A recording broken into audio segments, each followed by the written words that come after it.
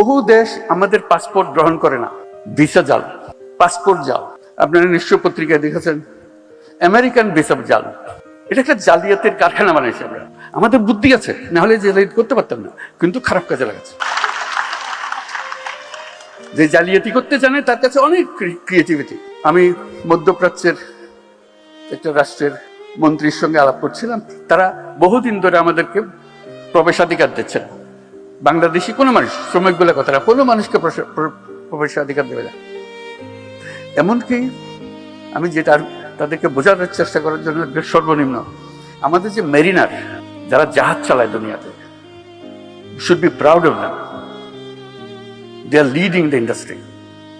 যে তারা জাহাজ চালায় দুনিয়ার, তারা এক বন্দর থেকে আরেক বন্দর, সেই উপলক্ষে তাদেরকে ওই দেশের বন্দরে যখন জাহাজ আছে তখন কয়েকদিনের জন্য তারা ছুটি পায়, শহরে গিয়ে একটা ঘোরাফেরা করে আসা যাওয়া করতে পারে, জাহাজ ছেড়ে স্থলে আসতে পারে।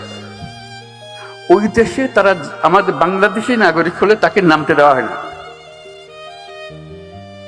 আমি শুধু মিনতি জানালাম যে বেচারা জাহাজে জাহাজে ঘুরে, অন্তত তাদের জন্য একটা পারমিশন দাও।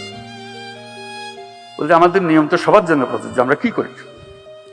তুমি আমার আবেদনটা গ্রহণ করো, শুধু তাদের জন্য দাও, আর যদি মনে করো সবার জন্য পর উন্মুক্ত করো। তো কয়েক মাস পরে শুনলাম যে তারা মেরিনারদের পারমিশন দিয়েছে। একটা দুটা দেশ না, লম্বা লিস্টে যাদের দেশে আমাদের প্রবেশাধিকার নাই। ওই মন্ত্রী যার সঙ্গে আমি মেরিনার নিয়ে আলাপ করলাম, সে বলল যে দেখেন আপনি বন্ধু মানুষ, আপনাকে পুরো জিনিসটা আমি বোঝাবো। আমি বোঝাবো বলতে আমি নিজে গেছি, এই যখন তারা আসে দেখার জন্য যে বাংলাদেশিরা রিজেক্টেড হয়ে যাচ্ছে কেন, তো নানাজনের কাগজপত্র দেখালো, শিক্ষার সার্টিফিকেট ভুল, জালিয়াত। একজন মহিলা, সে আসছে এখানে ডাক্তার হয়ে, তার ভিসা হলো ডাক্তার ভিসা। আমি দেখে বুঝলাম ডাক্তার হবার তার কোনো ক্ষমতা নাই, তার চেহারায় বলে না ডাক্তারের কিছু আছে।